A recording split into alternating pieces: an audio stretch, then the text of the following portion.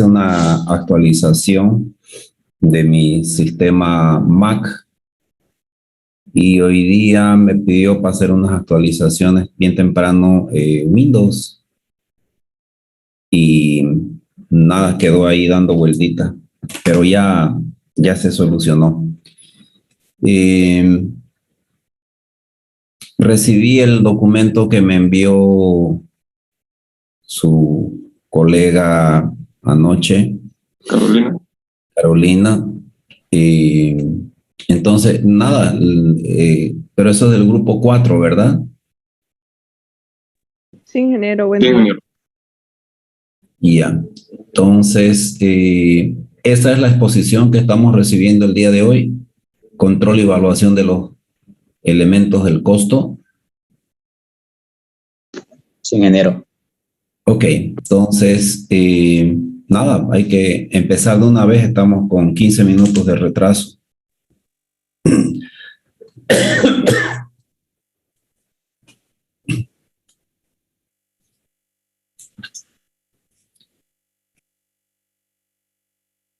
Buen día, ingeniero, buen día, compañeros. Nosotros somos el grupo 4 y vamos a exponer el tema de control y evaluación de los elementos del costo.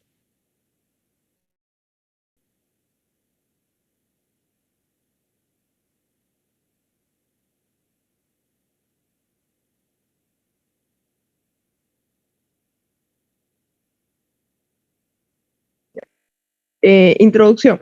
Los materiales o suministros de los elementos básicos que se transforman en productos terminados a través del uso de la mano de obra y de los costos indirectos de fabricación en el proceso de producción.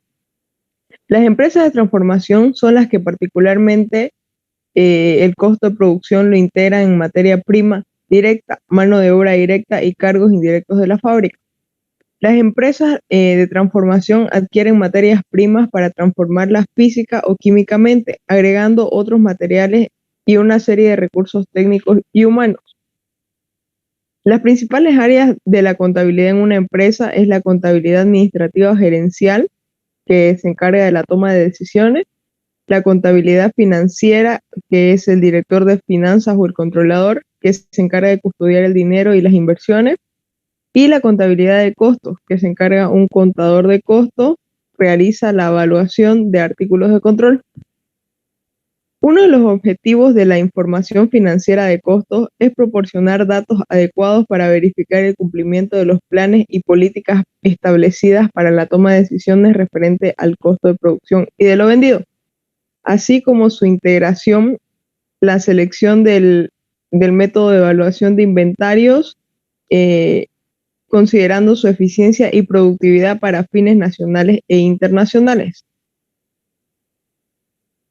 La calidad de un producto depende del control y administración de estos tres factores, que vendrían a ser en la materia prima, que requerimos materiales de buena calidad y en condiciones óptimas para que sean suministrados el área de producción con el objeto de transformarla. En la mano de obra, que requerimos de la calidad del esfuerzo humano para llevar a cabo la función de la producción. Y finalmente requerimos de diversos insumos que no son de fácil identificación y cuantificación en el producto, pero que son indispensables al momento de elaborarlo.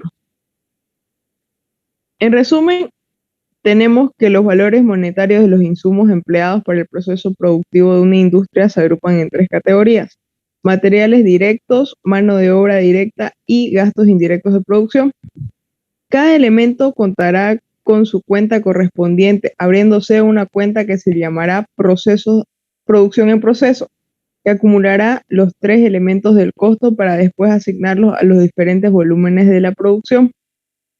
En esta cuenta también es conocida como controladora y su naturaleza es transitoria, lo cual indica que queda saldada. Materiales indirectos. En general, material comprende todos aquellos artículos en su estado natural o transformado. Son los elementos que sirven para la confección o manufactura de un artículo nuevo. Pueden ser perfectamente medibles y por esta razón son cargables a una cuenta identificada. Por lo tanto, el primer elemento es el primer elemento del costo de producción. El material directo en muchas empresas es un elemento muy importante con un costo representativo. Por lo tanto, su compra, administración y control debe ser riguroso. Generalidades de los costos. Costos directos.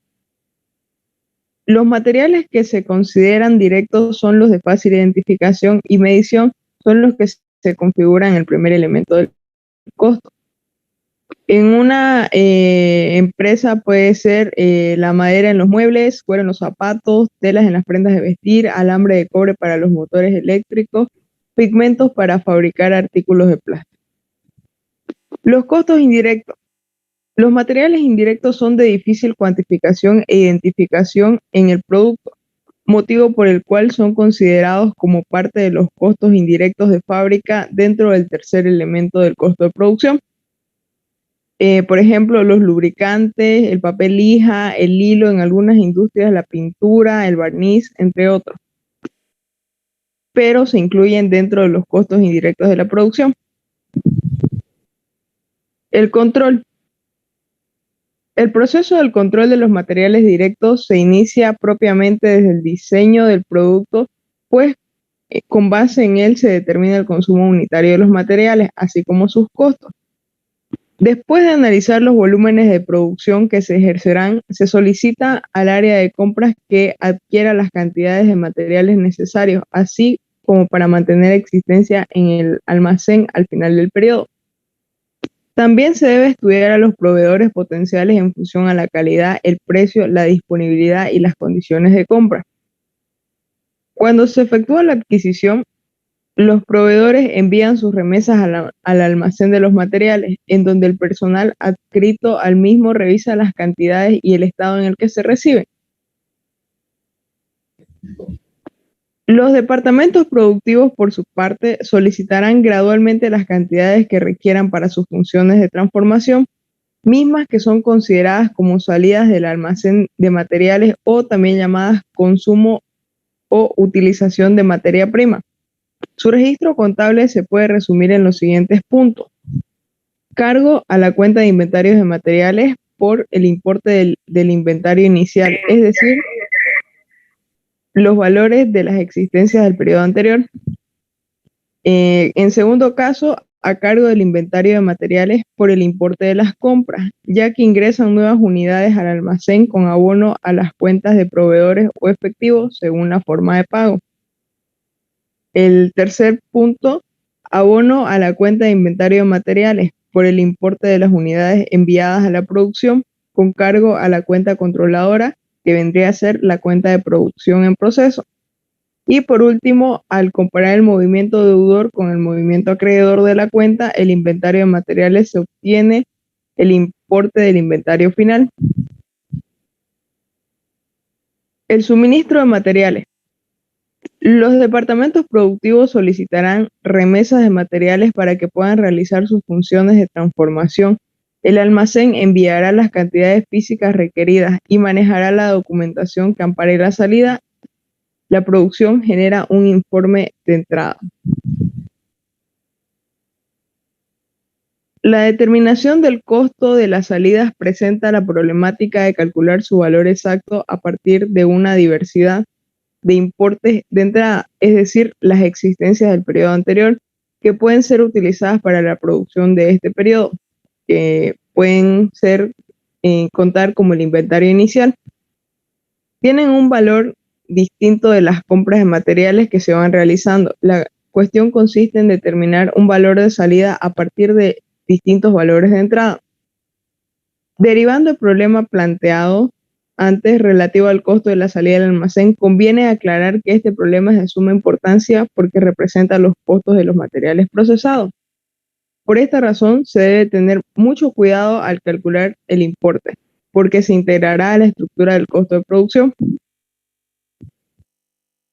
Para resolver esta situación, se utilizan distintos tipos de evaluación, como ser los costos de reposición o de mercado, primeras entradas, primeras salidas, que es el método PEPS, últimas entradas, primeras salidas, que es el método WEPS, costos promedios, costos estándares y WEPS unitarios.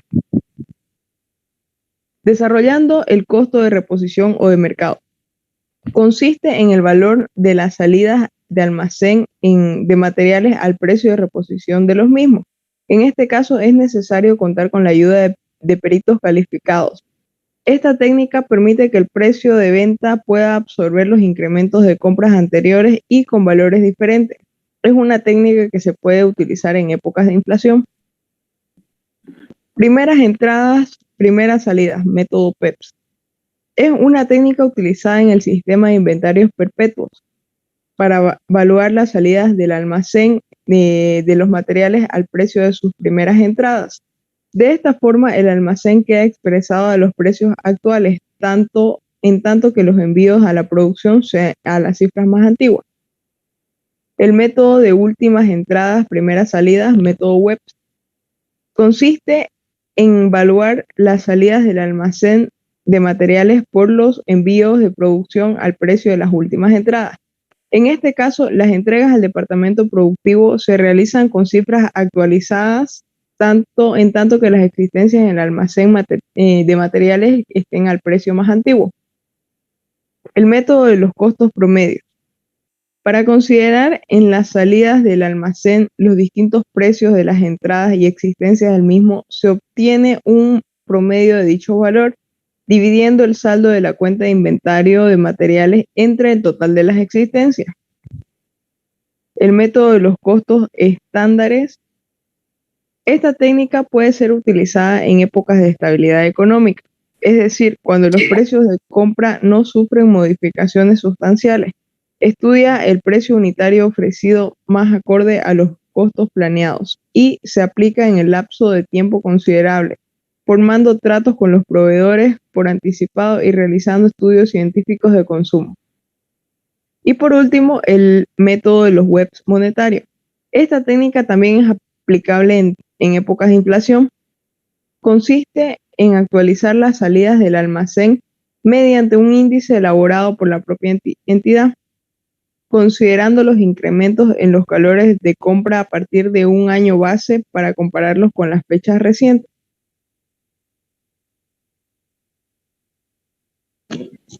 Buen día, compañero. Buen día, ingeniero. Siguiendo con la exposición, tenemos lo que son los sueldos y salarios directos. Los sueldos es la retribución que el trabajador recibe por parte del empleador al cambio de su labor. De esta forma se generan obligaciones y derechos para ambas partes. Los salarios es el dinero que recibe una persona de la empresa o entidad para la que trabaja en concepto de paga, generalmente de una manera periódica. Y tenemos igual las diferencias, que es el salario que se paga en base a un día o por hora de trabajo, aunque su liquidación sea semanal. El sueldo, en tanto, se paga de forma quincenal o mensual y es una cantidad fija de dinero. La mano de obra se puede clasificar en dos grupos: la mano de obra directa y la mano de obra indirecta. La mano de obra directa se refiere al esfuerzo humano que tiene que ver con la transformación de los materiales. La mano de obra indirecta son aquellos relacionados con las funciones de servicio de planta, como por ejemplo los controles de calidad, la supervisión o la dirección de una planta. Generalidades. Los sueldos y salarios son el reflejo financiero de la fuerza laboral que transforma una materia prima. En la Ley General del Trabajo se contienen los preceptos mínimos de garantía para los trabajadores.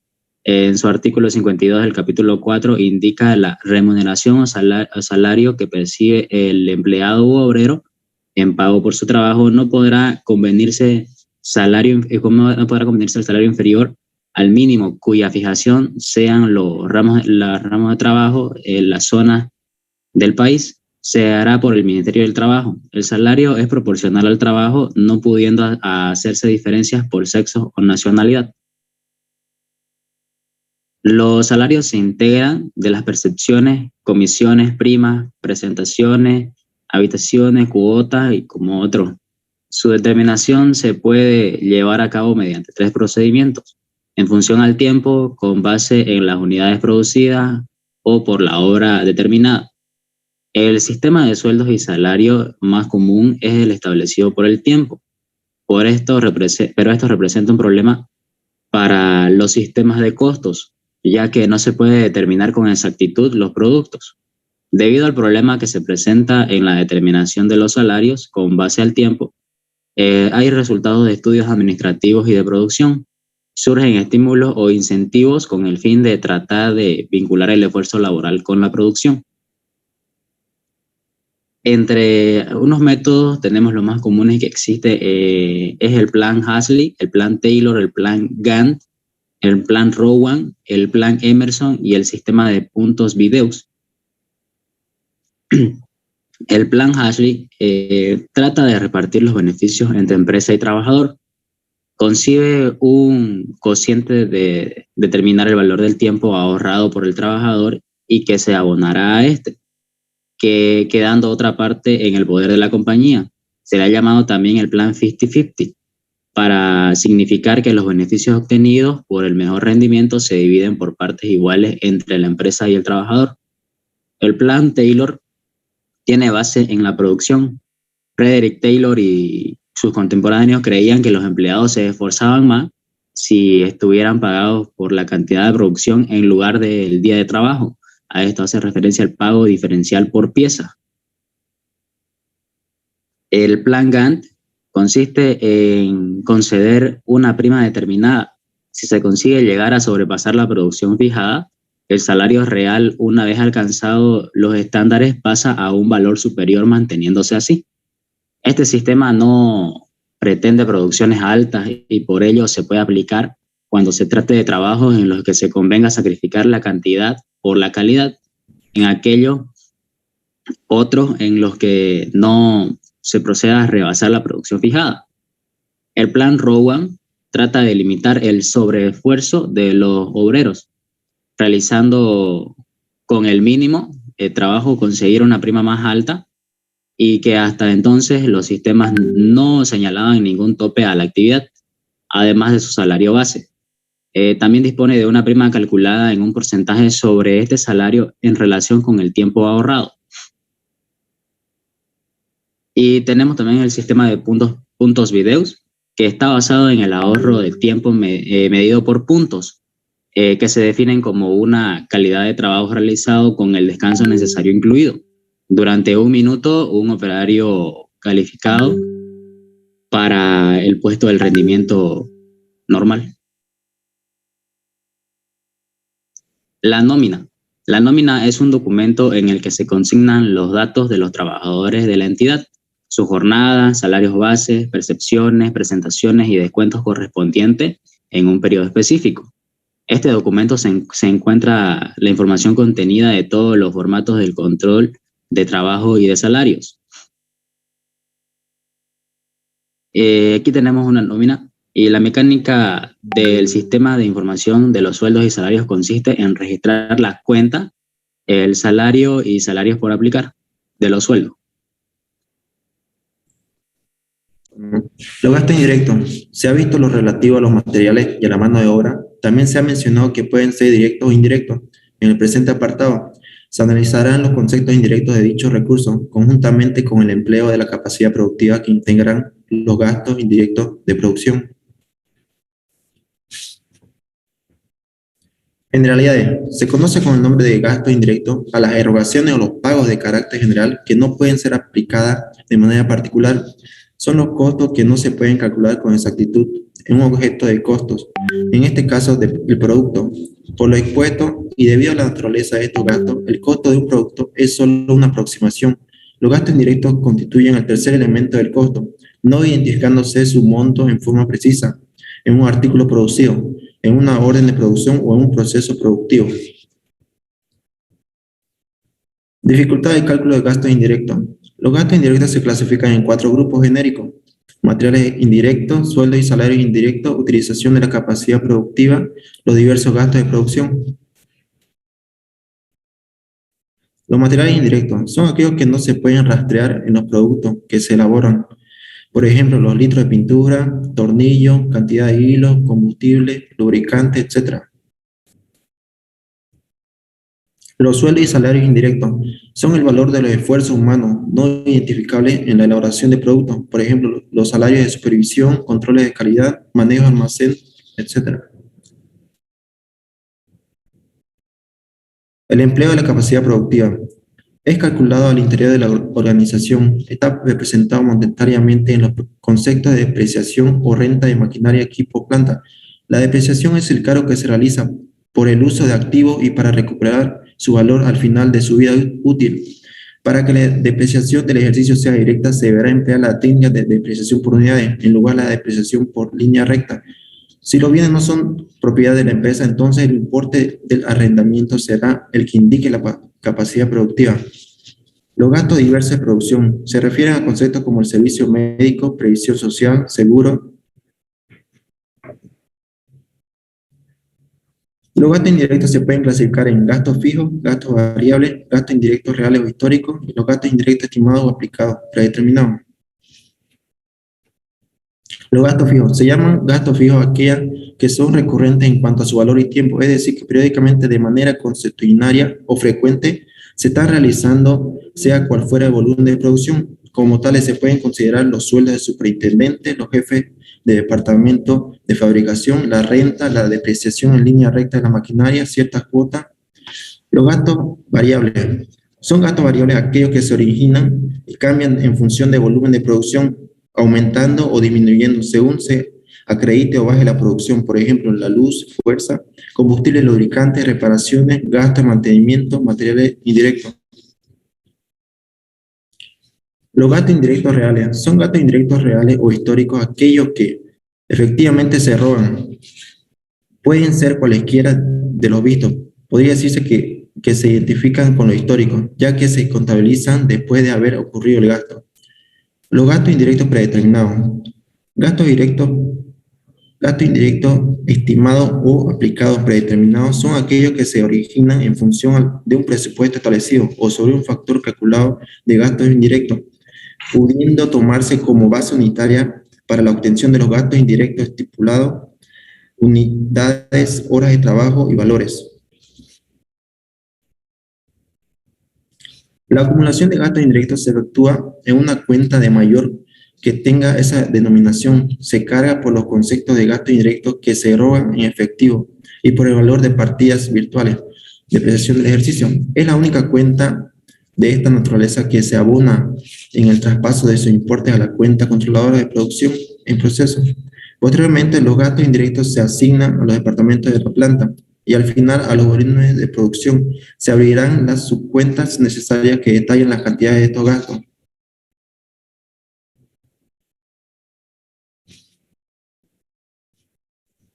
Muy bien, la departamentalización. Bueno, la departamentalización es una técnica administrativa que consiste en dividir las entidades en secciones, áreas o departamentos en función de sus objetivos y actividades. Esto trae consigo beneficios palpables para cada área de planeación, tales como control, cifras y operaciones, y a la vez tenemos mucha más información analítica para poder efectuar y tomar decisiones a futuro con estos estudios administrativos de mejoras continuas y evaluación de desempeño. Solo como ejemplo, tenemos aquí la parte de producción, la parte de marketing, finanzas y de recursos humanos.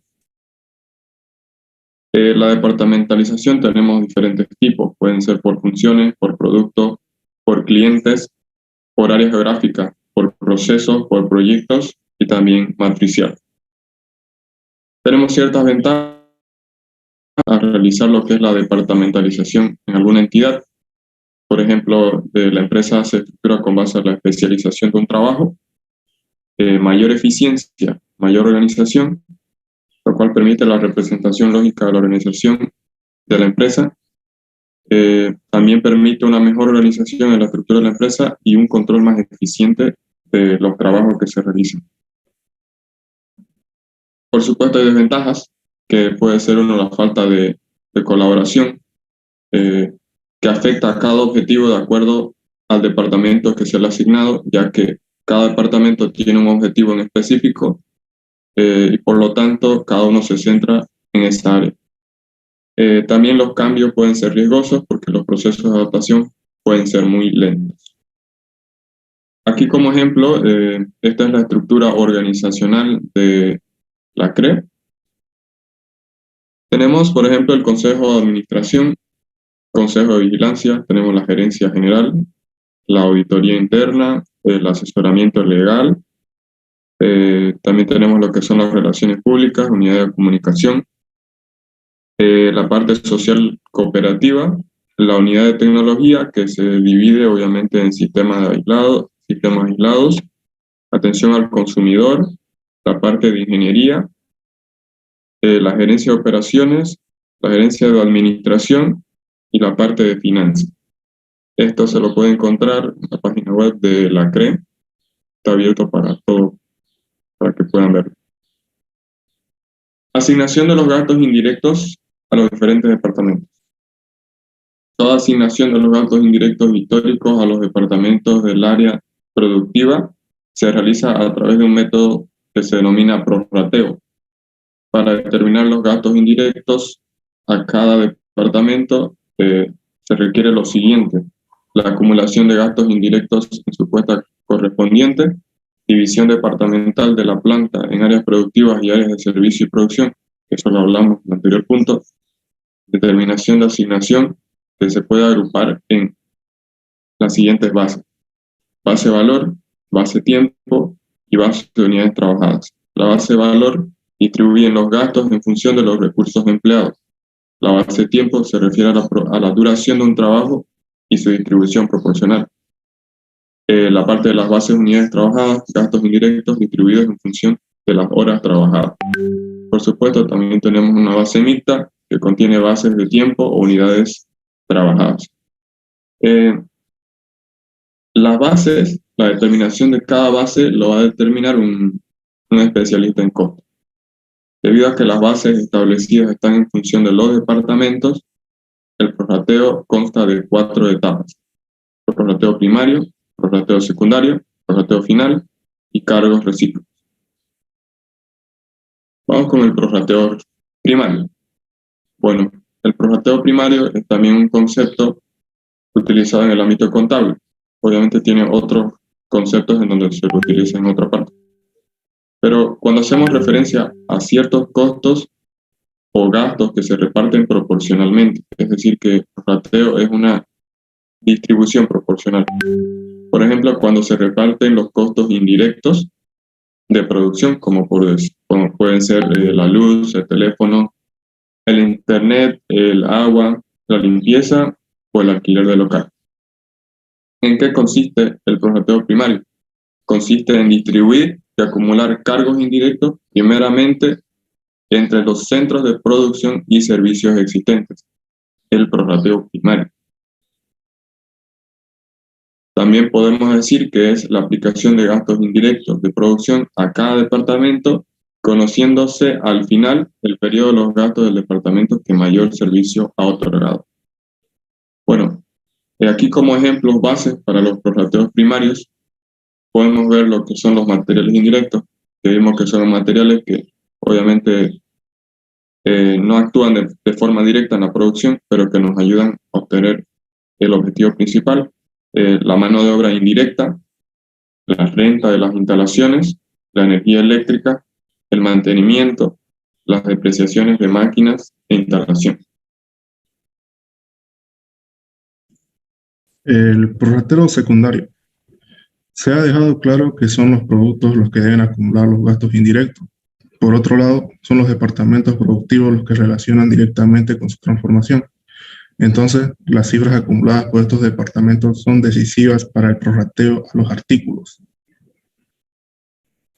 No obstante, antes se deben aplicar los gastos indirectos acumulados por los departamentos de servicio provenientes del prorrateo primario a los productivos, en función justamente de los servicios prestados.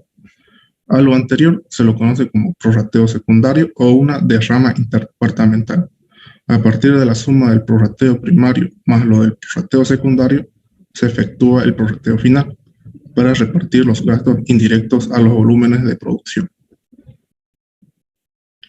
El prorrateo secundario puede hacerse con las siguientes bases, mismas que no son enunciativas más no limitativas. Como ejemplo, entre los tipos de gastos por aplicarse serían el servicio de edificio y aseo, que sería en base el espacio ocupado por cada departamento servido, el servicio de personal, que sería el número de trabajadores de cada departamento servido, el servicio de vigilancia, el número de trabajadores, el monto de inversión, dirección de fábrica, las horas hombre trabajadas representativas de la actividad fabril general o por cientos estimativos, el servicio de costos, el número de horas de trabajo de cada departamento de servicio, el servicio del almacén de materiales, que sería el valor de los materiales servidos a cada departamento, servicio de luz y fuerza, que serían los kilowatt hora estimados para cada departamento servido, el servicio de herramientas, servicio mecánico, servicio de generales, etcétera, el número de horas en cada departamento servido, y servicios de caldera, por ciertos estimativos de consumo de vapor en los centros de costos que lo utilizan de acuerdo a kilos de evaporación de agua por hora, por horas de consumo. Se debe considerar que los departamentos de servicio también se relacionan entre sí. Por ejemplo, los departamentos de mantenimiento o el de personal prestan servicios a todas las áreas, sean de producción o de servicio. En el caso de dos departamentos de servicio, el procedimiento de asignación se llama cargos recíprocos y es conveniente determinarlo para hacer más preciso este procedimiento. Aquí tenemos un pequeño cuadro donde vemos que el prorrateo secundario distribuye los cargos indirectos, donde están los departamentos de servicios generales, los departamentos productivos, los departamentos de servicios los productivos, y luego pasa a los costos de producción. Costos ABC. El sistema de costos basado en actividades, Activity Based Costs, mejor conocido como ABC por sus siglas en inglés, son un enfoque por el cual se asignan los gastos indirectos de producción mediante la medición de las operaciones llevadas a cabo en el proceso de transformación. En otras palabras, este sistema considera como objeto fundamental del costo a las actividades, las cuales se someten a un estudio analítico que permite la acumulación de valores. Dentro de los costos ABC se tiene la atención centrada en las actividades como objetos de costo fundamental, en que entra primero actividades, costo de las actividades y objetivo del costo. La atención de las actividades dará como resultado el uso de costos más apropiados, calculándose un costo de los productos más cercano a la realidad.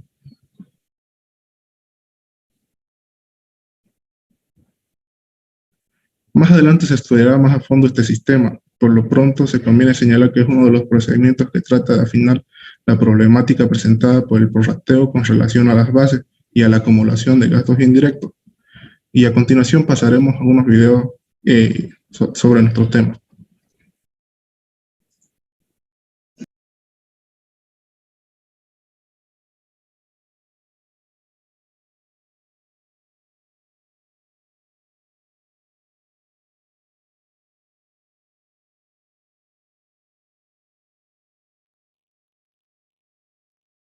Correspondiente a los temas de elementos y clasificación del costo.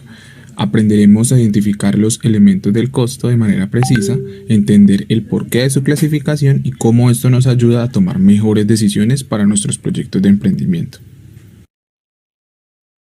Recordemos entonces que entendemos por costo el sacrificio económico que realizo con el objetivo de tener un beneficio futuro, es decir, algo que la empresa obtiene con el fin de generar unos ingresos por las ventas.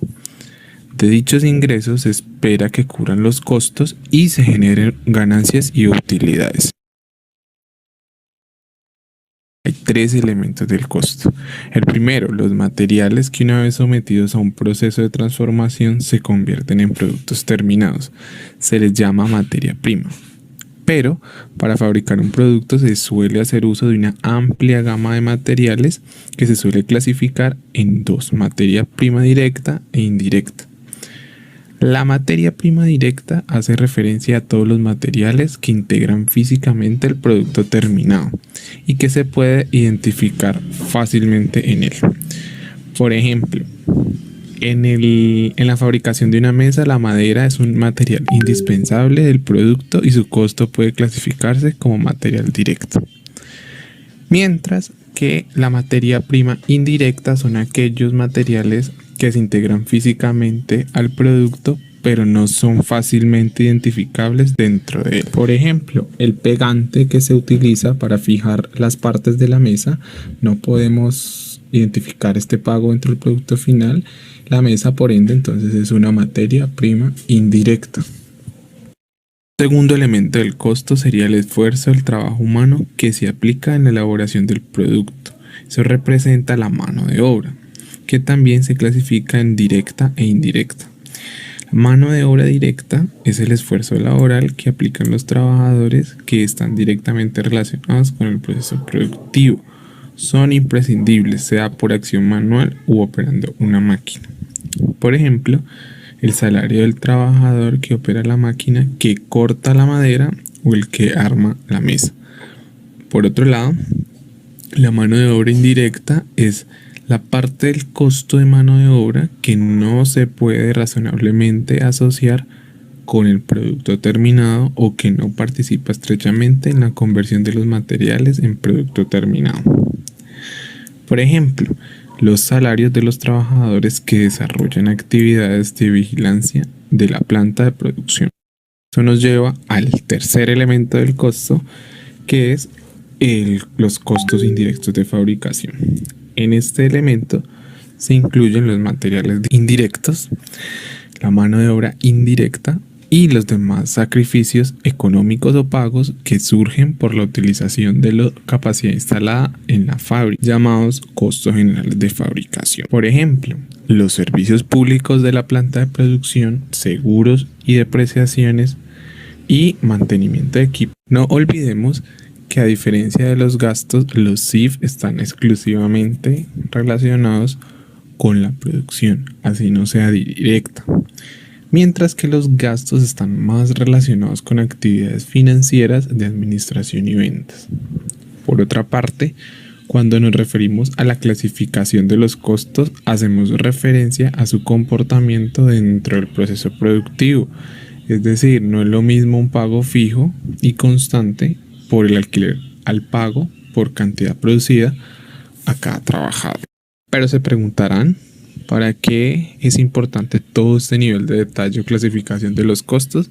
Pues bien, la respuesta radica en la importancia de la información al momento de tomar decisiones, por ejemplo, relacionadas con los precios de venta. Recordemos, si hago una adecuada clasificación de los costos, pues puedo estar ya sea subvalorando o sobrevalorando el producto, lo que afectaría mis ganancias y o mis ventas. Ahora bien, miremos un ejercicio para entender más. Una madre de familia va a realizar una actividad para recoger fondos para su hijo. Decide hacer postres e incurre en los siguientes costos: azúcar 50.000, fruta 100.000, leche 80.000, crema de leche 35.000.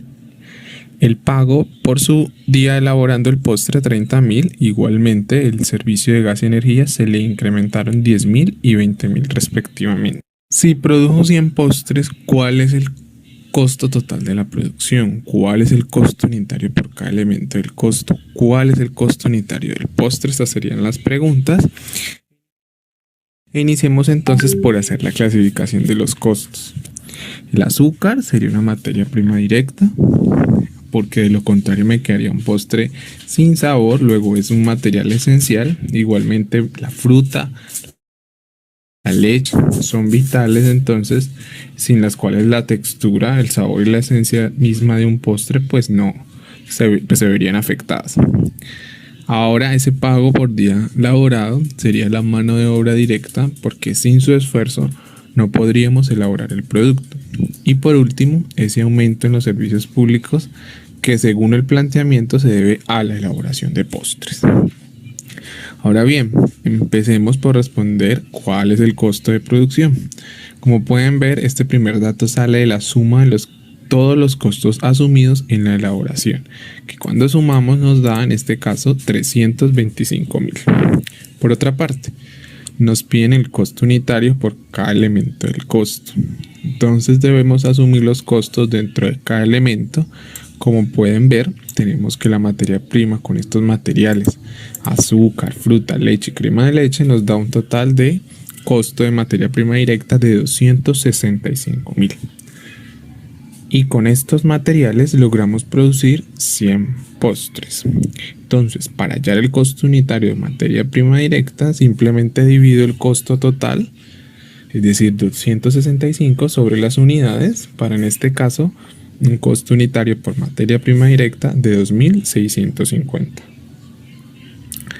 De la misma forma, tenemos una mano de obra directa de 30.000 pesos en total. No tenemos nada más. Ese valor lo dividimos en las unidades también y ahí nos arroja 300 pesos de costo unitario de mano de obra. Y por último, tenemos la CIF, que en nuestro caso tenemos estas dos para un total de 30.000 pesos. Valor que dividimos en las unidades producidas y tenemos 300 pesos de costo unitario por CIF. Entonces, ¿de cuánto sería el costo unitario? Pues aquí tendríamos dos formas. La primera sería sumar el costo unitario de cada elemento del costo que acabamos de calcular. La suma de los tres, como pueden ver, nos daría 3.250 y ese sería el costo unitario de producir cada postre. Bueno, ¿y qué hago con esta información? Me sirve para, primero, fijar precios de venta. Pensemos si ya sé que 3.250 me cuesta producir un postre, ¿lo podré vender a un menor precio que ese? Claro que no. Entonces aquí puede tomar una decisión de establecer un precio para el postre de acuerdo al nivel de ganancias que se desea. Y segundo, saber el costo unitario por cada elemento puede determinar qué tanto se me van materiales en la elaboración del producto o qué tanto se me van mano de obra. Y esto es importante porque cuando decida reducir costos, pues ya me puedo fijar en el elemento que me consuma más y así tener un mayor impacto en esa reducción. Listo, esto es todo por ahora, espero les haya servido y dado luces a muchas inquietudes. Saludos.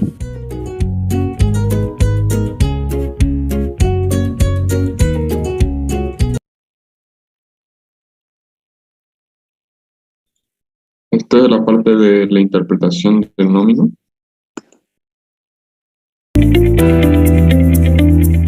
Se considera salario a la totalidad de las percepciones económicas que perciben los trabajadores, en dinero o en especie, para la prestación profesional de sus servicios laborales. El salario en especie nunca podrá superar el 30% de las percepciones salariales del trabajador. Una nómina es un recibo de liquidación de todos los ingresos del trabajador, así como de sus cotizaciones a la Seguridad Social y sus retenciones a la agencia tributaria. Cuando completamos una nómina aparecen en la parte superior los datos de la empresa que nos ha contratado, con su dirección, cuenta de cotización y CIF. También podemos ver los datos del trabajador para revisar si están correctos y la fecha de antigüedad en la empresa para realizar cualquier cálculo a la hora de registrar el plus de antigüedad que se regula en nuestro convenio colectivo, la categoría profesional y el grupo profesional que ocupamos en la empresa. Fecha que hace referencia al mes del que se aportan los datos. Hay que distinguir entre los trabajadores que perciben retribución mensual y los trabajadores que perciben retribución diaria. Para la nómina mensual, el total de días se cumplimenta poniendo 30 días siempre. Para los trabajadores con retribución diaria se pone el total de días reales que tenga el mes de que se trate, 28, 29, 30 o 31. En el cuerpo de la nómina encontramos las percepciones salariales, no salariales, cotizaciones del trabajador a la Seguridad Social y las retenciones de la agencia tributaria. Las percepciones salariales están compuestas por el salario base y otros pluses como el de antigüedad o peligrosidad. Si realizamos horas extras también se añaden.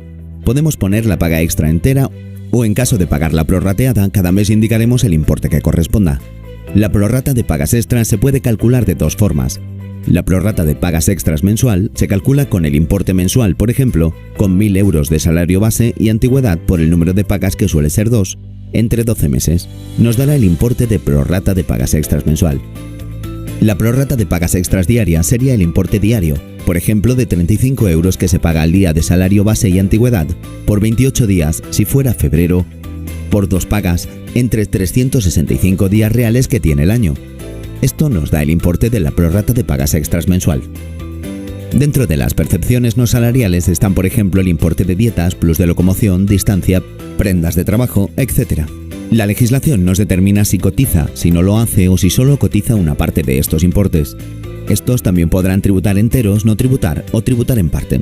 La suma de las percepciones salariales y no salariales nos aporta el importe bruto total devengado de nuestra nómina. A este importe le restamos las deducciones, que son los importes que paga la empresa en nuestro nombre a la Seguridad Social, y le restamos las retenciones a la agencia tributaria para obtener el importe neto o líquido. Para calcular el importe que aportamos a la Seguridad Social usamos dos bases. Base de contingencias comunes es la suma del salario base más los pluses que cotizan más la prorrata de pagas extras. Esta base se utiliza para calcular el importe para prestaciones por enfermedades comunes y enfermedades no laborales. y la base de contingencias profesionales. Es la base anterior más las horas extra. Esta base se utiliza para calcular el importe para prestaciones por enfermedades profesionales o accidentes del trabajo. Estas bases tienen que estar dentro de una base máxima y mínima que recoge la seguridad social, tanto para contingencias comunes como para contingencias profesionales.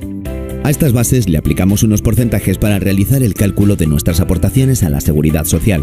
Estos porcentajes corresponden a contingencias comunes, desempleo, formación profesional y horas extra.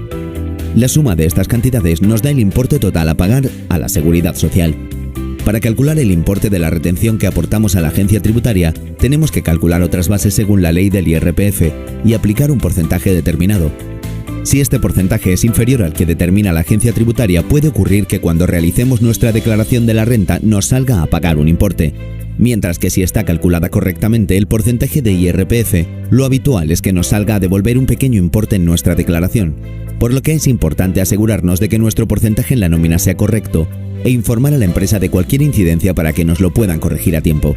Normalmente las empresas suelen ajustar este porcentaje 2 veces al año o cuando un trabajador informa del cambio de sus circunstancias familiares o de contrato. Por último, para calcular el importe líquido que cobra finalmente un trabajador en su cuenta corriente, tenemos que restar al total devengado todas las deducciones, cotizaciones y retención. Al final, estará firmada por el trabajador y el empresario y deberá añadir el sello de la empresa para que tenga validez legal.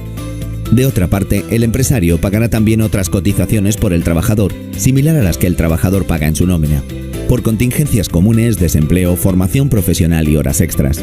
Y además paga un porcentaje para el Fondo de Garantía Salarial, FOGASA, para que, en el caso de que la empresa cierre y no pueda pagar los salarios de los trabajadores, cobren su nómina y la indemnización. También paga por IT e IMS, para el caso de accidentes o muertes del trabajador poder pagarle una indemnización. El porcentaje depende de la actividad de la empresa. Por ejemplo, si es una actividad de construcción, será mayor el porcentaje a pagar que en otras actividades.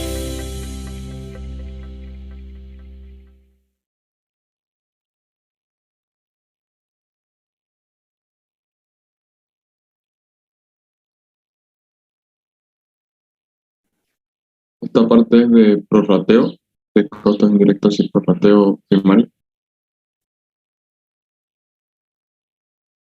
Problemas a la hora de realizar un costeo o incluso a la hora de poder determinar un costo unitario. Antes que nada, y aunque ya lo vimos anteriormente en uno de los que vamos a hacer depreciaciones, amortizaciones, la renta, la luz, etcétera, etcétera. Debemos de tener muy claro en qué momento se juega un papel importante. ¿Por qué? Porque tenemos este tercer elemento, pero se puede llegar a confundir con nosotros dos. ¿Y por qué se puede llegar a confundir? Bueno, pues porque tenemos materia prima indirecta, mano de obra indirecta y finalmente los otros cargos indirectos que pueden ser depreciaciones, amortizaciones, la renta, la luz, etcétera, etcétera, etcétera. Todos estos importes, todos estos conceptos, amigos, son los que vamos a aprender a identificar de manera un poquito más clara. Por ejemplo, en el tema de materia prima indirecta, generalmente aquí se puede considerar algún tipo de material que se utilice para poder transformar nuestra materia prima en el producto final. Pero si nosotros tenemos, por ejemplo, diversas líneas de productos y utilizamos un material específico para todos los productos, pues este entraría en la categoría de materia prima indirecta, porque como se utiliza en todas las líneas, es difícil saber a cuál de estas líneas de producción se le va a asignar el costo de este material indirecto. En mano de obra indirecta ocurre algo muy parecido. Por ejemplo, en un almacén o en un lugar donde se hace la transformación de la materia prima a lo que es el producto terminado, pues generalmente entra la parte de la mano de obra, es decir, las personas que van a hacer la transformación de este tipo de productos. El tema aquí es de que probablemente tengamos una máquina que lo va a operar una sola persona, pero puede ser que haya diversas máquinas, entonces va a haber una persona que va a supervisar que todas las personas que están operando dichas máquinas lo hagan de manera correcta. Muchas veces pues son los supervisores, son partes administrativas que están dentro del proceso de producción, pero que no están de manera clara en cada uno de estos elementos o en cada uno de estas líneas de producción. Y finalmente las depreciaciones, las amortizaciones, las rentas, los lugares donde se trabaja, etcétera, etcétera, pueden llegar a complicarse un poquito más, porque en los 3 casos tenemos que manejar algo que se llama prorrateo. Vamos a ver un poquito más porque cada fábrica y empresa tienen diversas áreas en donde se lleva a cabo la producción. Ustedes muy bien lo saben que en una fábrica de producción pues está el área administrativa y también está la parte del almacén, pero por el otro lado tenemos el área donde se produce la transformación a los materiales que la empresa va a vender. Las áreas de producción es donde se lleva a cabo la transformación de la materia prima en productos terminados. A estos lugares, amigos, tengan mucha atención porque es lo que se conoce como centros de costos de producción. Pero también, por otro lado, existen lugares y elementos de servicio que son áreas integradas por recursos humanos, materiales, personal financiero, etcétera, etcétera. Y a estos lugares se les conoce como centros de costos de servicios. En cualquier caso, amigos, son centros de costos que en muchas de las empresas, en muchas de las fábricas, se pues engloban en un solo centro de costos. Por ejemplo, podemos tener un centro de costos donde se englobe tanto los centros de costos de servicio como los centros de costos de producción, y lo único que hacen es englobar todos los elementos para poder determinar el costo de cada uno de los productos. Ahora sí, voy a explicar de manera un poquito más detallada cómo es que nosotros tenemos que calcular los cargos indirectos en proporción o en función de lo que nosotros hagamos. Primeramente, y utilizando un ejemplo de un video anterior, voy a colocar aquí una máquina. La verdad es que no tengo la menor idea de qué puede hacer esta máquina, pero vamos a imaginar que esta máquina produce algún tipo de líquido que lo envasamos. Este tipo de situación la vamos a encontrar muy seguido. A lo mejor en lugar de máquinas van a ser a lo mejor algún otro tipo de maquinaria que nos produzca otra cosa o que nos ayude a producir otra cosa. Pero en este caso vamos a utilizar este ejemplo. Ahora bien, aquí es muy claro porque al final del día todo el costo que produce este elemento se va a ir cargado al costo de producción o a la línea de producción de este producto. Pero el tema comienza a complicarse cuando tenemos una sola máquina que genera diversos líquidos, diversos productos con este tipo de elementos. Existen algunos casos donde cada producto es un centro de costos y así lo han manejado. Voy a poner el ejemplo de la misma manera, donde una sola máquina va a producir diferentes productos y cada producto es un centro de costos. Ahora, ¿cómo tenemos nosotros que determinar el costo indirecto? Muy sencillo. Primero que nada tenemos que determinar cuántas unidades produce esta máquina. En este caso, esta máquina va a producir 10 de líquido rosa, 50 de líquido azul, 25 del amarillo, 150 de este color como cafecito, 75 del gris y 100 del verde. Ahora, ¿qué es lo que tenemos que hacer? Tenemos que sacar una proporción y en este caso tenemos primero que sumar todos los elementos, sumar los productos que se generaron por esta máquina, que nos da un total de 410. Sumando todos estos nos da un total de 410. Si lo queremos ver en porcentajes, bueno, pues van a representar estos porcentajes. Pero ahora viene la parte interesante, amigos, porque aquí es donde nosotros tenemos que realizar un cálculo. ¿Cuál es este cálculo? Que bueno, esta misma máquina tenemos primero que determinar cuál es el costo, ya sea total o mensual. En este caso yo voy a asumir que es un costo mensual. ¿Por qué? Porque la estamos rentando. La fábrica o la empresa no requiere como tal comprarla, sino que simplemente la está pues rentando. Entonces el costo de la renta mensual asciende a 50,000. ¿Qué es lo que tenemos que hacer? Tenemos que sacar un factor de aplicación para lo que es la maquinaria de producción. ¿Cómo se saca ese factor? Tenemos que dividir el costo mensual de la máquina, que son 50,000, entre el total de unidades producidas. ¿Busca la salvación en estos tiempos difíciles?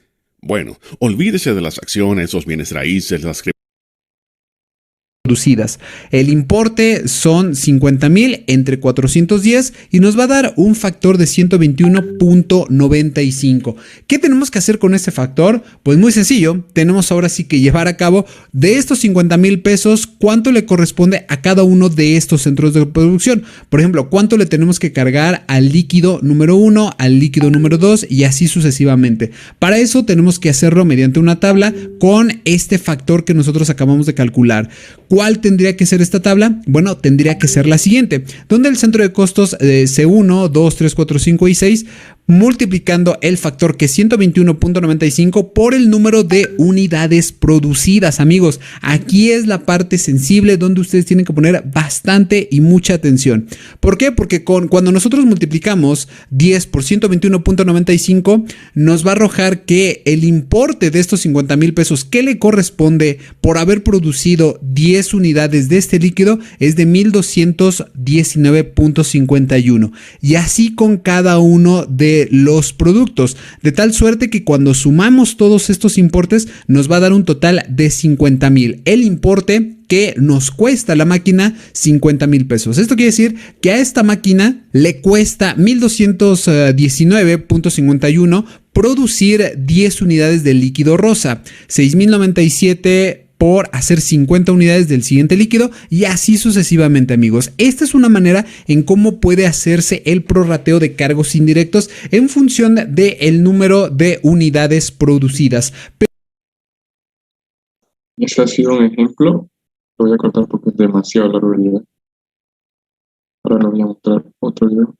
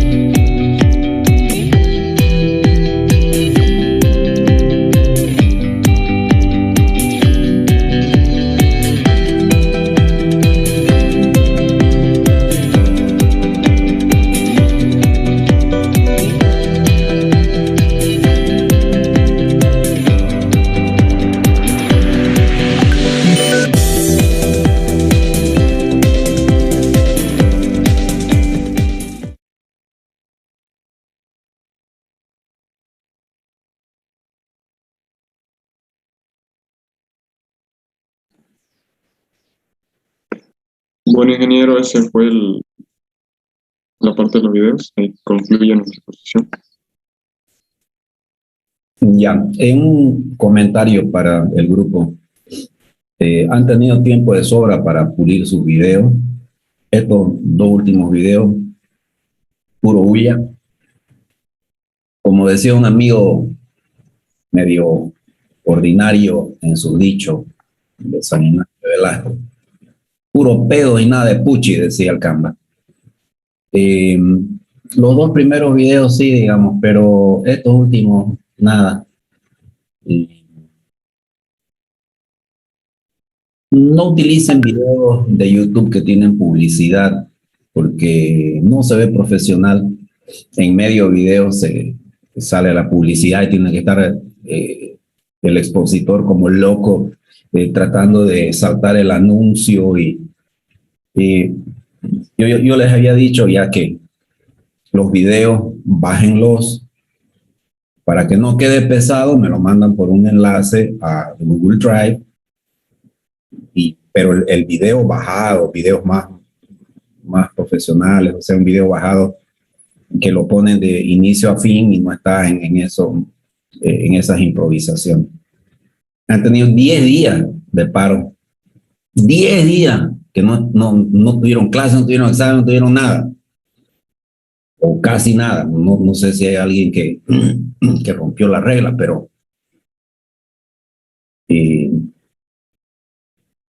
la instructiva era de que se iba a sancionar a la Federación Universitaria de Profesores, iba a tomar medidas contra los docentes que no apoyen y que no acaten el paro, digamos, ¿no? Menos mal que nosotros decidimos desde un principio apoyar el paro, ni siquiera acatar, apoyarlo por convicción, digamos, ¿no? Entonces, en ese entendido, han tenido tiempo de sobra para poder hacer una mejor presentación. Con enlaces no funciona por otro motivo. De aquí a 3 meses ya no existe ese enlace. Lo tumban el enlace. O el que auspició ese enlace, digamos la Coca-Cola, lo auspició por 6 meses. Digamos. Entonces, por ahí hasta en su último mes quieren poner ese, más parece una propaganda de Coca-Cola. Entonces, no sé, de cualquier auspiciante, digamos, ¿no? Entonces, o porque hace los anuncios, ya suspende, entonces, y ya no encuentra el link. Si usted va al link, ya dice el video no está disponible. Hable con el administrador del sitio, huevadas, digamos, que usted no va a ocurrir nunca, digamos, ¿no? Porque ni le van a responder y ni cómo contactarlo, digamos. Entonces, me gustaría, por favor, que su presentación me la puedan reenviar nuevamente. No voy a calificar su PowerPoint, solamente la exposición que han hecho el día de hoy, lo que significa mitad de la nota. Entonces, acomódenla, pues han tenido tiempo de súper, hiper sobra. Mándenme mediante un Google Drive para que no esté pesada, pero con sus videos bajados y sean más selectivos. Hay millones de videos en el internet. Nada más les recomiendo, no utilicen videos de argentinos, de gaucho, porque no hablan español. Prefiero un video en inglés a un video en español gaucho. No hablo ese idioma, no entiendo. Entonces, una confusión de la mierda. Nadie sabe qué están diciendo esos señores. Entonces, hablan y ellos le han dado un nombre a su idioma, ¿no? Safarino, no sé qué se llama, es una mezcla ahí, le meten palabras en italiano y y aquí, entonces, videos de gauchos, no, por favor, porque no están en español. Los colombianos sí, hablan un español perfecto, los mexicanos también, muy buen español, el mejor es el español de Colombia. Si hubiera algún video de Perú, también tienen muy buena pronunciación, pero no argentinos, por favor. Prefiero un video en portugués, digamos que sí, domino el portugués o el inglés, pero no un español hablado por gaucho, ¿ya?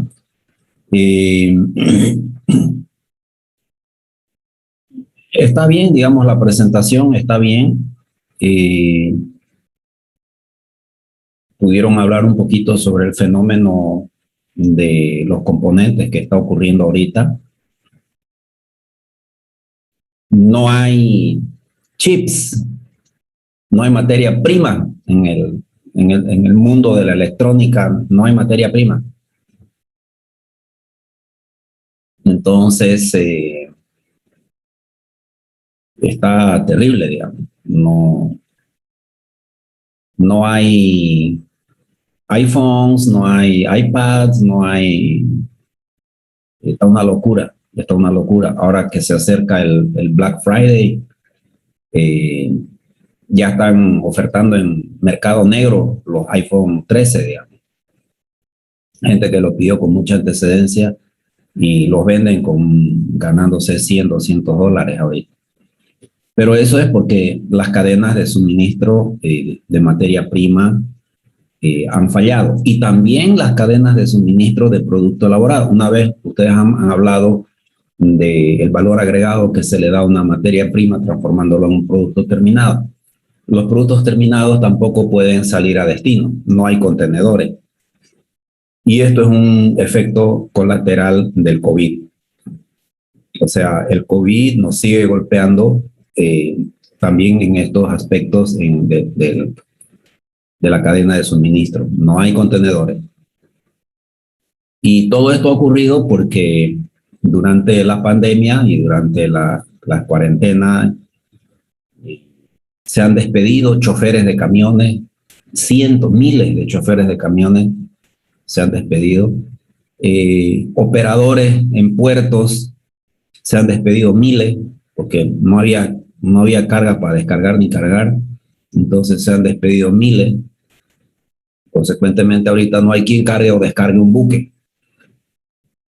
En la bahía de Los Ángeles, que es uno de los puertos más importantes que recibe carga de Asia, hay como 70 y tantos, 80 y tantos navíos, portacontenedores grandes, buques grandes, que están ahí anclados ya una semana esperando que los descarguen. Y no hay los empleados en el puerto suficientes como para poder descargar. Cargar, mucho menos. No hay los choferes para que puedan llevar esos contenedores y distribuir la carga y después traer, ir y cargar y traer los contenedores llenos y cargar buques y que se vayan con su carga al Asia. Ha llegado a tal punto de que descargan los contenedores, los llevan hasta los centros donde tienen que descargar y se los traen vacíos y los cargan a los buques vacíos.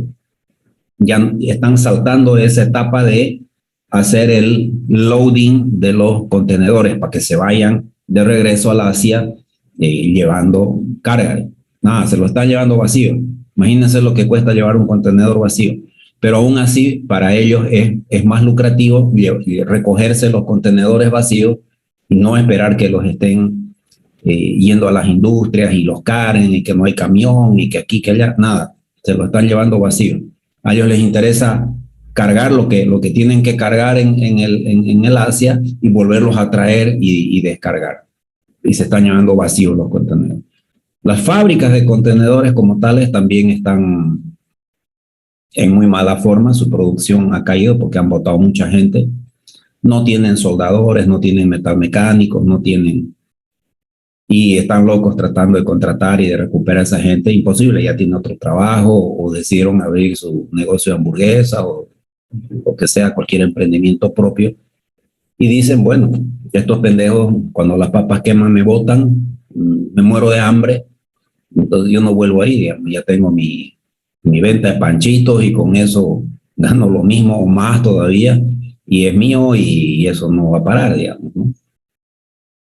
Entonces, esos fenómenos están ocurriendo, los costos se están levantando mucho por estos aspectos que les menciono. ¿Y cómo vamos a prorratear esos costos de llevarnos contenedores vacíos y para volver a exportar, digamos? O sea, ese impacto en la cadena logística de suministro está siendo grave, digamos, ¿no? Pero bueno, eso es, señores cursantes. Voy a esperar entonces que su líder del grupo me vuelva a reenviar hasta el día sábado al mediodía, si pudiera hacerlo Carolina o Sebastián, no sé quién es el líder del grupo, si me pueden enviar el día sábado al mediodía su presentación revisada y acomodada, pues, y mejorada, digamos. Hay unas partes donde la letra es muy pequeña. Mejoren un poquito, tienen harto espacio en blanco en cada diapositiva. Y la otra cosa, veía que no sé si era Juan Daniel Flores Yubra, personalizó sus diapositivas. Eso no se hace. Esto es un trabajo en grupo, es del grupo, es el grupo 4. Entonces, no pueden personalizar mi parte y su parte y la parte. Si el trabajo está hecho así, no sirve. El trabajo es uno solo, el trabajo lo hace el equipo, lo revisa el equipo, lo corrige el equipo, lo mejora el equipo y lo presenta el equipo. Ya. Es un trabajo en equipo. De hecho, la presentación, la nota de la presentación como tal es una sola. Lo que es individual es la exposición individual de cada uno, porque ahí está mostrando la erudición y el conocimiento en el tema, digamos, ¿no es cierto? Pero el trabajo como tal, trabajo en grupo, la nota es una, es para todo el grupo. Entonces, no es profesional ponerle su nombre a las diapositivas que él realizó, digamos. Es un trabajo en grupo. La presentación es del grupo, digamos. El PowerPoint, la construcción, la investigación, la presentación de la información en ese PowerPoint es del grupo. Y es así que tienen una sola nota, digamos, esa presentación. Entonces, si alguien en la parte que hizo le pela, le está bajando la nota a todo el resto del grupo, digamos. Ingeniero, entonces los dos últimos links no lo pongo, ¿no? Porque no llegan al caso. No sé, evalúenlo ustedes, digamos, pero por ejemplo, ese de las hamburguesas y de la sodita, considérenlo, digamos, ¿no? Por ejemplo, los dos primeros videos sí, digamos, se los ve más consistentes, más sólidos, que explican mejor el contenido, digamos. Y de hecho, bájenlos y pónganlos en una diapositiva, ¿no es cierto? Puede ser así como lo han hecho al final de toda la presentación para ilustrar. Entonces le meten un par de buenos videos, pero bajados y sin anuncios, sin nada para que pueda verse mejor, digamos, ¿no? Si quieren poner 3 videos, pongan 3 videos, pero desde que sea una cosa consistente, que haya un aporte, digamos, ¿no? El de las soditas y el de las hamburguesas, creo que mucha bulla, demasiada música, demasiada bulla y muy básico, digamos, muy elemental, digamos, ¿no? Entonces, véanlo, yo lo dejo a su criterio. La calificación depende de la calidad del material que ustedes pongan y del empeño que le pongan a cada presentación. Todavía quedan 8 grupos, creo que tienen mucho que aprender porque están escuchando y escuchando y escuchando. Entonces, la presentación del grupo 5 pues ya debería ser impecable. O sea, la presentación del grupo 4 hoy día debería ser impecable, digamos. Impecable, sin ninguna crítica, sin ninguna observación, nada. Debería ser 100 sobre 100, digamos. Sin embargo, eso no ha ocurrido hoy día, ¿no? Y ya yo les había dicho hasta el principio, ¿no? Mi parte, ahora yo soy responsable de mi parte, yo expongo mi parte y me cago en lo demás. O sea, no es así. Estamos trabajando por dinámica de grupo, el trabajo en equipo, con un líder. Siempre estoy preguntando quién es el líder del equipo, quién es el líder de este grupo. Entonces, creo que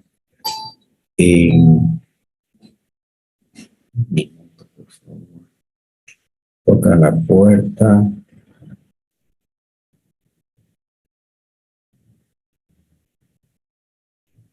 Ingeniero, buen día. Yes. En el tema de los nombres de las diapositivas, eso sí se nos olvidó quitarlo. Lo que pasa es que nosotros hicimos 2 pruebas y estaban todas las diapositivas tienen nombre en la parte de abajo porque así nos íbamos guiando. No Ya. solo una diapositiva, pero ya en el corregido las quitamos.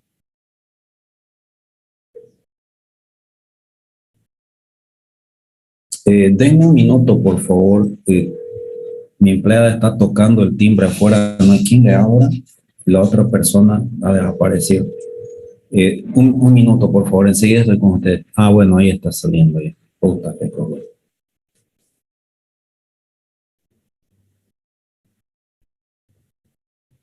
Ok. Bueno, está bien, digamos. Está bien. Grupo 5 y grupo 6 y 7 y 8 y 9 y 12. Tomen nota, pues, ¿no? Y métanle tiempo, digamos. Entonces, ya hagan las cosas bien. Estaríamos terminando el día 21 de diciembre, examen final. Y las 8 conferencias significa que hoy es 18, jueves 18. Entonces, el grupo 5, Carolina, eso me podría tomar nota, por favor, para que lo tengamos establecido. El grupo 5 el 23, el grupo 6 el 25 de noviembre, el grupo 7 el 30, el grupo 8 el 2 de diciembre, el grupo 9 el 7, el grupo 10 el 9, el grupo 11 el 14 y el grupo 12 el 16 de diciembre. El día 21 de diciembre estaríamos haciendo examen final. Ok. Creo que la suspensión de labores es a partir del día 23, del jueves 23. Y se reanuda el lunes 27. Pero de todas maneras a nosotros ya no nos incumbe, a no ser que haya algún paro, alguna cosa, entonces volvemos a dar un retoque en nuestro cronograma, pero más o menos ese sería el cronograma nuestro, que el día 21 ya estemos libres y de forma tal que si tienen algunas otras materias o algunos otros problemas, tienen el tiempo suficiente para resolver. Si no podemos resolver todo y concluir todo hasta el 21, no hay problema. Yo creo que este semestre sí o sí va a alargarse unos 10 días más. Por otro lado, también no sabemos si va a haber algún otro paro o algún otro problema. La ley 1407 sigue vigente y es atentatoria contra la autonomía universitaria. En otras palabras, suprime la autonomía universitaria. Entonces, si se suprime la autonomía universitaria y manejan el dinero de la universidad como ellos quieren manejar, como este gobierno quiere manejar, significa que los estudiantes tendrían que pagar para poder entrar a la Gabriel René Moreno. Porque económicamente no es, el Estado boliviano no la puede mantener. Tendría que autosustentarse. Para autosustentarse, digamos, tendrían que votar a la mitad de los funcionarios, que dicho sea paso, son fantasmas o no hacen nada o entraron porque Dios es grande o porque alguna autoridad los metió. Entonces, cuando están hablando de esos ajustes, ahí está grave. Y están pidiendo que los docentes de carga horaria integral puedan dar unas 2 materias más o 3 materias más gratuitamente, ¿no? Lo cual es difícil. Un docente que da 7 materias y que le digan, usted tiene que dar 2 más o 3 más, es para volvérselo. Porque no hay presupuesto, ya no hay carga horaria, no hay presupuesto. Entonces, no, es una locura. O sea, lo que propone esta gente es una locura. A los docentes más calificados, que son los docentes, se supone, ¿no?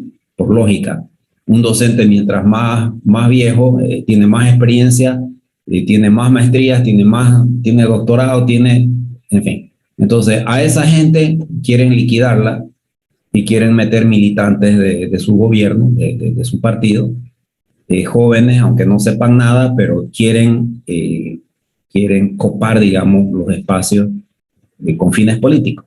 O sea, quieren destrozar, digamos, ¿no? Entonces, el escalafón docente quieren deshacerlo, quieren destrozar todo, digamos, ¿no? O sea, que sea un trapo, que la universidad pública en Bolivia sea un trapo, digamos. Entonces, ya se han pronunciado la Universidad de La Paz, la Universidad de Tarija, pero yo creo que esto no va a acabar bien si es que las autoridades de las universidades públicas son honestas, lo suficientemente honestas y se paran en sus dos patas y no aceptan las imposiciones de este gobierno. Ahora, si hay autoridades del más alto nivel universitarias que van a ser coimeadas y le dicen, bueno, toma, mira, aquí tenés $500,000, callate, ya no aceptá esto y aceptá de entrar, ahí han inventado la dirección de no sé qué cosa, de presupuestos nacionales, ¿no? Que es como decir, yo acepto que este me maneje mi billetera.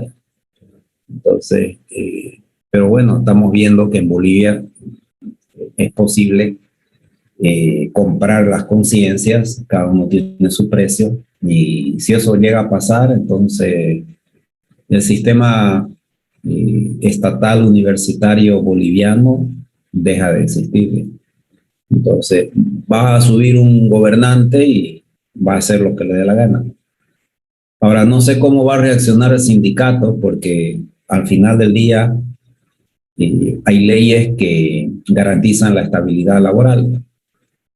No sé cómo van a hacer con los docentes que ellos quieran retirar por X o Z motivo, porque hay un tema que garantiza la estabilidad laboral. Ahora, si se la van a pasar por la frente todas esas leyes como están acostumbrados estos señores a hacerlo, entonces va a ser un descalabro, o sea, no vamos a quedar sin universidad estatal en Bolivia. Entonces, eso favorece a las universidades privadas que no se animan a nacionalizarlas porque no tienen presupuesto ni para la universidad estatal, van a tener para manejar y para hacer funcionar otras universidades. Entonces, ya los amenazaron que las iban a nacionalizar, la UPSA, la privada y no sé quién más, y la católica.